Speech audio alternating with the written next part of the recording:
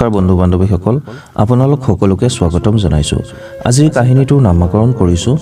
মা দেউতা মোৰ পৰিয়াল নহয় জানো স্বামী পত্নী আৰু পুত্ৰ কন্যাৰ এখন ফটো ফেচবুকত পোষ্ট কৰি লিখিছে মই আৰু মোৰ পৰিয়াল পুত্ৰই পিতৃৰ হাতৰ পৰা মোবাইলটো কাঢ়ি লৈ ফটোখন চালে আৰু সুধিলে দেউতা ককা আইতাহঁত ক'ত ককা আৰু আইতা ফটোখনত নাই দেখোন দেউতাকে ক'লে দেহা এয়া আমাৰ পৰিয়াল ইয়াত আকৌ ককা আইতা ক'ৰ পৰা আহিব পুত্ৰ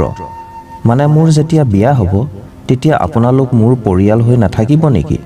কথাষাৰ শুনি পিতৃৰ উশাহ বন্ধ হৈ যোৱা যেন লাগিল পুত্ৰই ক'লে তেনেহ'লে মই ডাঙৰ হৈ বিয়াই নাপাতো মোৰ পৰিয়ালত মোৰ মা আৰু আপোনাকহে লাগে পিতৃৰ নিজৰ ভুল বুজিলে আৰু দুখত কান্দিবলৈ ধৰিলে সন্তানে সেয়াহে শিকিব বা বুজিব যি কথা পিতৃ মাতৃয়ে শিকাব সন্তানক কেৱল নীতি শিক্ষাৰে চহকী কৰক চাব এদিন আপুনিও তাৰ যোগাত্মক ফলাফল দেখিবলৈ পাব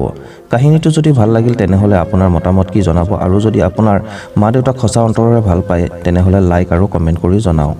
আৰু যদি চেনেলটোলৈ নতুনকৈ আহিছে তেনেহ'লে ছাবস্ক্ৰাইব কৰিব বুলি আশা থাকিল পুনৰ লগ পাম আকৌ এটা নতুন ভাল লগা কাহিনীৰ সৈতে